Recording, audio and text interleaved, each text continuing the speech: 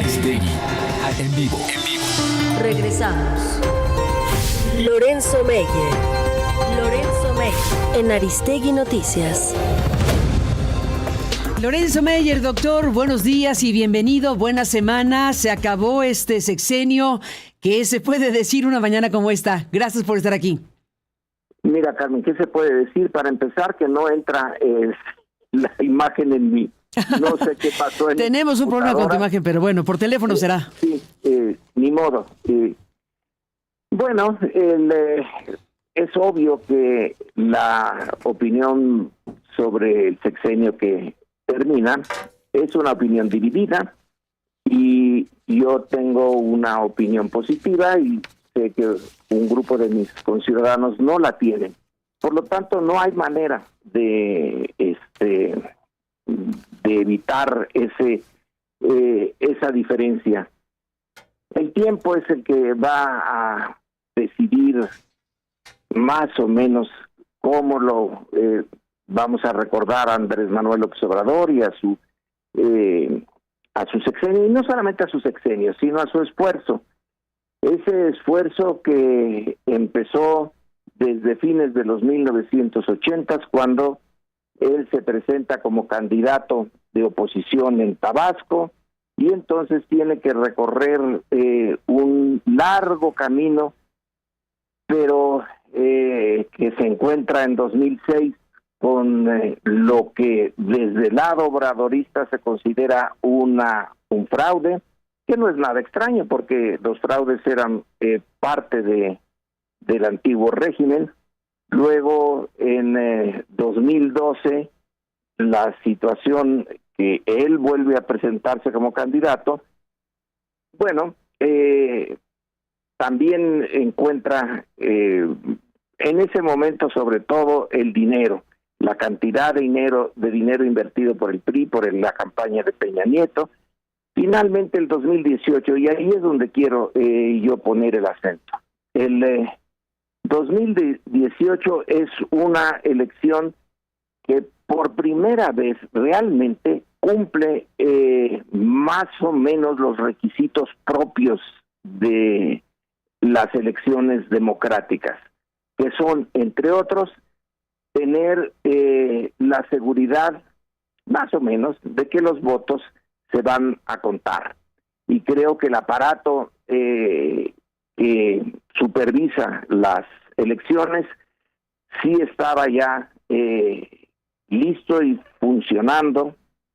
En segundo lugar, que haya una opción para el elector, que haya realmente dos o más programas, proyectos en la mesa para que el elector pueda hacer una decisión interesante entre cuál de los dos o varios, porque aquí en el 2018 estaba el proyecto del PAN y el proyecto de el PRI, que bueno, nosotros lo dejamos a un lado.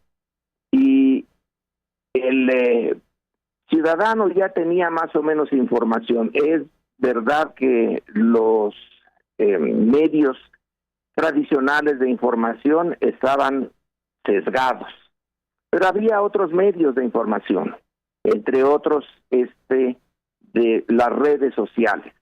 Ya no había un monopolio de la información. Entonces, el entorno en el que se mueven las elecciones del 2018 es un entorno favorable porque además en lo internacional, que es importantísimo, ya no quedaba rastros importantes de la Guerra Fría.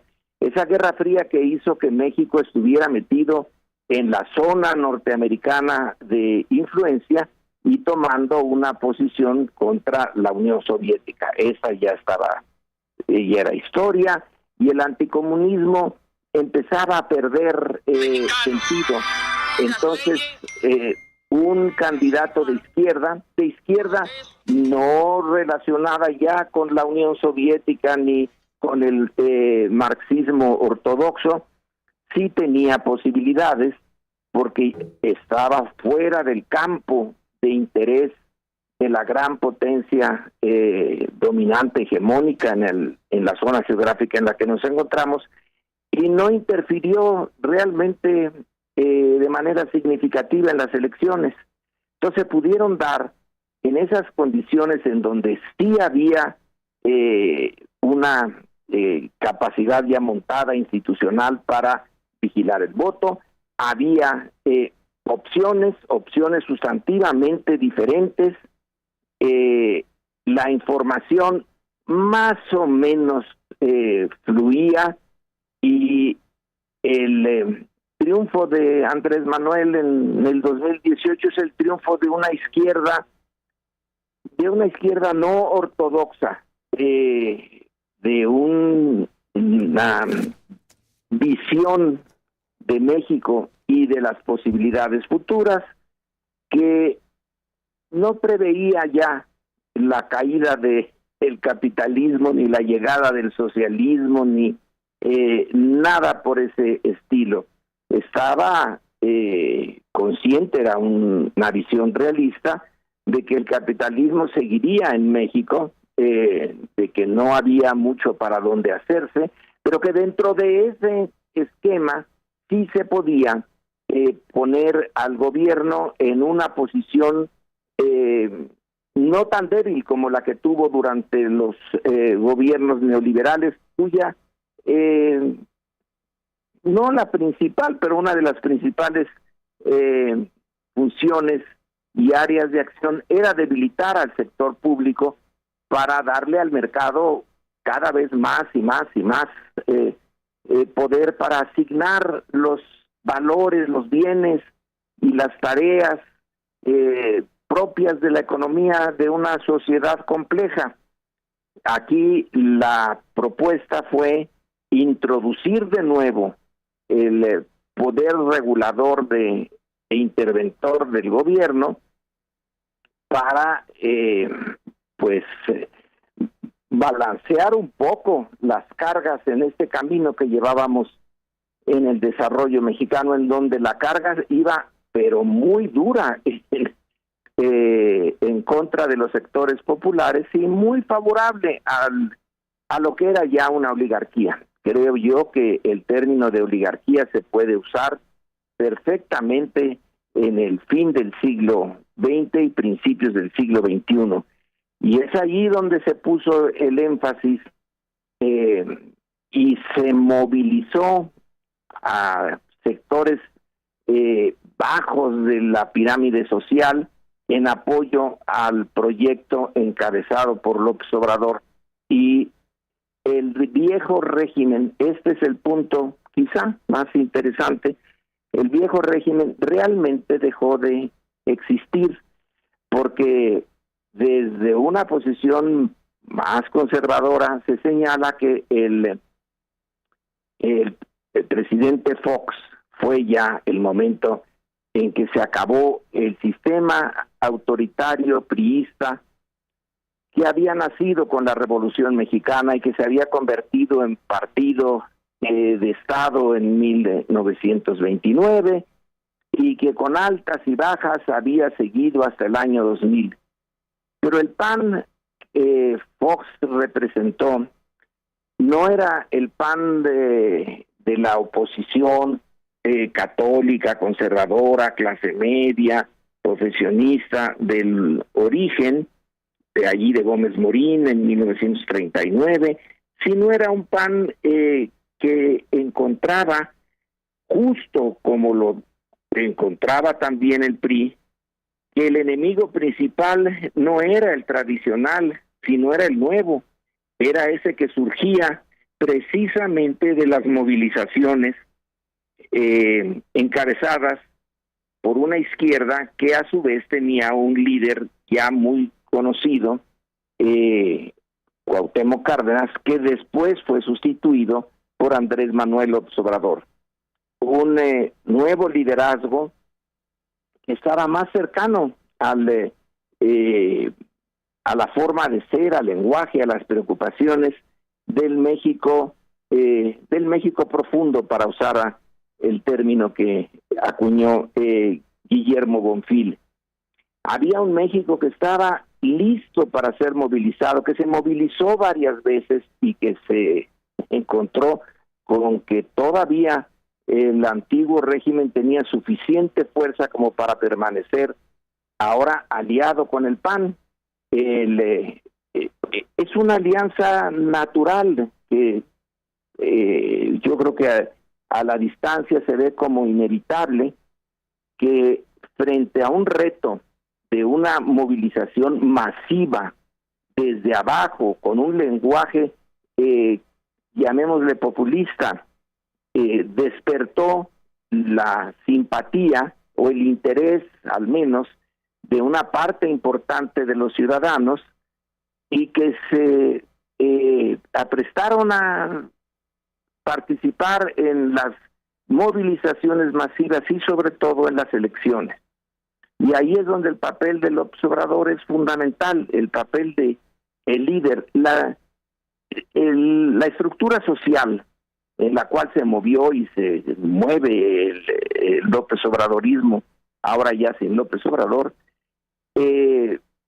estaba lista, disponible para desafiar ese régimen político con su creciente propensión a la oligarquía que venía de sexenios y sexenios atrás.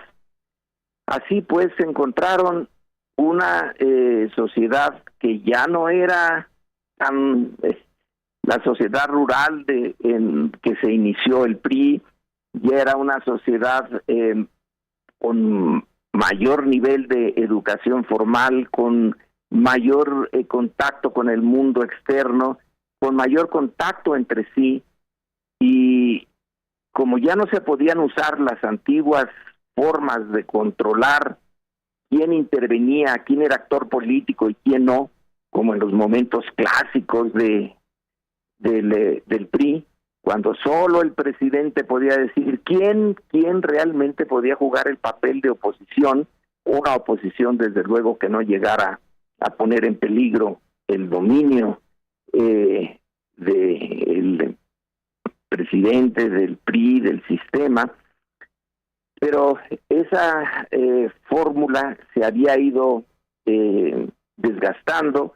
La corrupción entró muchísimo en ese desgaste, en ese desprestigio del régimen formado por la Revolución Mexicana y que termina en el neoliberalismo de fines del siglo XX y de principios del siglo XXI.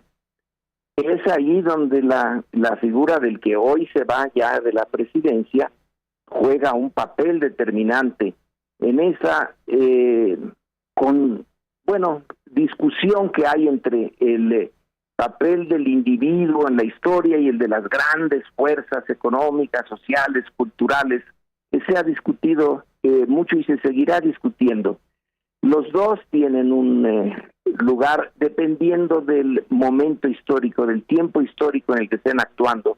A veces los liderazgos son secundarios frente a grandes movimientos económicos y sociales, y a veces los líderes son importantes para catalizar esos cambios que se han dado a lo largo de un periodo histórico. Y a mi juicio, el papel de López Obrador es el de catalizador que lleva a que esos cambios lleven a un cambio de régimen, pero sin violencia, que eso es lo interesante, ya que en nuestra historia los cambios de régimen han requerido siempre de la violencia. Y en ese caso no digo que no haya habido violencia, pues en el 68 y el Ciudad Madera, por ejemplo, como inicio, o el neozapatismo, son movimientos, la guerra sucia, son movimientos que están cubiertos de violencia, pero no hay una situación tan dramática como cuando le cortan la cabeza al rey y a la reina también de pasadita. En la Revolución Francesa, que es la revolución por excelencia, la revolución política por excelencia, bueno, no hay algo parecido. Es una evolución lenta que requirió de varios intentos antes de poder introducir la democracia política, que en el caso mexicano se introduce por la izquierda y que estamos experimentando hoy una cosa bastante excepcional, la transición de un gobierno a otro gobierno de la misma especie. Se va López Obrador, pero no se va el López Obradorismo. La encargada de dirigir desde el puesto más importante de México, la presidencia, Claudia Sheinbaum, ha repetido ad infinitum que ella va a seguir el gran trazo que ya se venía siguiendo con el López Obradorismo. No va a cambiar el régimen capitalista, que es el que domina la economía mexicana, pero sí lo va a moderar. Y ha dicho varias veces algo que ya quedaba claro con López Obrador, que por un lado están los grandes intereses económicos, el poder económico, y por el otro lado el poder político. En la teoría tradicional de la izquierda, pues el poder político era simplemente el encargado de administrar los intereses del poder económico.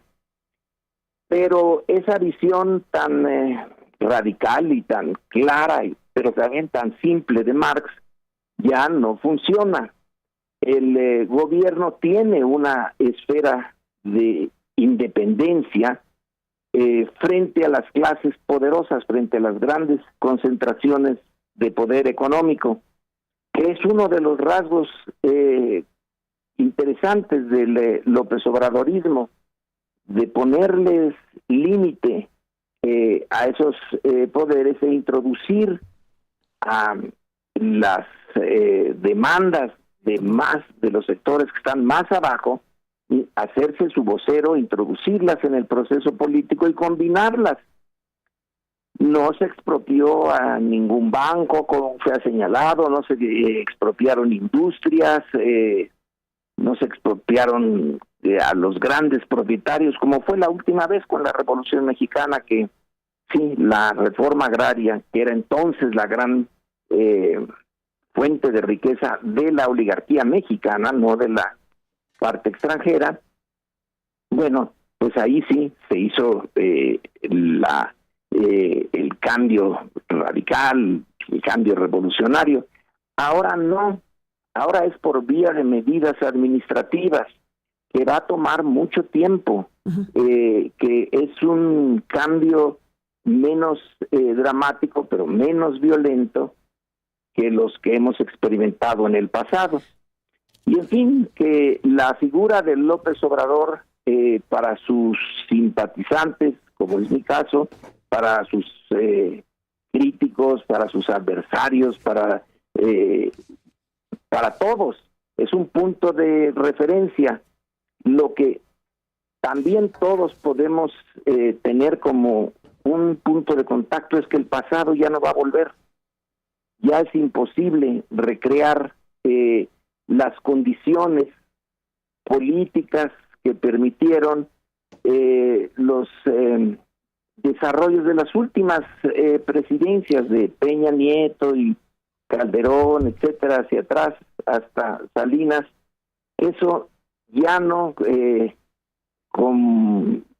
es posible que retorne. No sabemos exactamente cómo va a evolucionar este cambio que se propone darle más voz, más importancia a las demandas de los sectores populares, movilizándolos, porque el partido que tomó el poder es un partido movimiento y todavía no se ha dicho que deje de ser una de las dos cosas, o partido o movimiento, sino que sigue con esa dualidad. Entonces, van a seguir movilizaciones. La derecha también se movilizará en la medida en que lo considere adecuado, y vamos a tener entonces una política complicada en ese sentido, pero muy abierta. En el pasado, las grandes decisiones se tomaban en círculos muy cerrados y se informaba en la medida en que se consideraba prudente, y era un proceso muy alejado de la vida cotidiana de los mexicanos, que no eran ciudadanos, sino más bien correspondían a esa vieja definición de que está en el libro de Civic Culture, donde se hace un estudio sobre la cultura política mexicana en los 1960, y que se concluía en que los mexicanos eran en su mayoría poseedores de una cultura política de súbditos, no de ciudadanos. Bueno, ahora sí la tenemos de ciudadanos, a mi juicio, y creo que está compartido por muchos otros. Entonces, lo que terminó es el inicio de esta ciudadanización de la política, y donde va a haber choques y movilizaciones y manifestaciones en pro y en contra, pero va a estar viva la parte política de la sociedad mexicana. Ya no se va a poder quedar tan aletargada como era en los tiempos clásicos del priismo. Y bueno, entramos en una historia diferente. No es posible saber exactamente hacia dónde vamos, pero la idea de quien hoy maneja el gobierno, y que en parte influye en otros aspectos de la sociedad, del régimen, el régimen ya es distinto. Y ese régimen tiene que tomar en cuenta, como no se tomó por un buen tiempo, los intereses, demandas de los grupos que están hasta abajo en la estructura social. Que va a ser complicada la política, más complicada de lo que es ahora, pero a la vez más sana. Y creo que esa es una reflexión desde uno de los ángulos en que se va a examinar a el López Obrador, al López Obradorismo, a sus acciones en política y en cultura política de México. Y bueno, cada quien tendrá su opinión, que hacer su propia evaluación, y listo. Vámonos hacia adelante. Listo, Lorenzo Meyer, y vamos hacia adelante. Estaremos al pendiente mañana del cambio de gobierno, y por lo pronto, gracias por estar aquí para analizar esto que se cierra. Gracias y buenos días. Buenos días. Buenos días.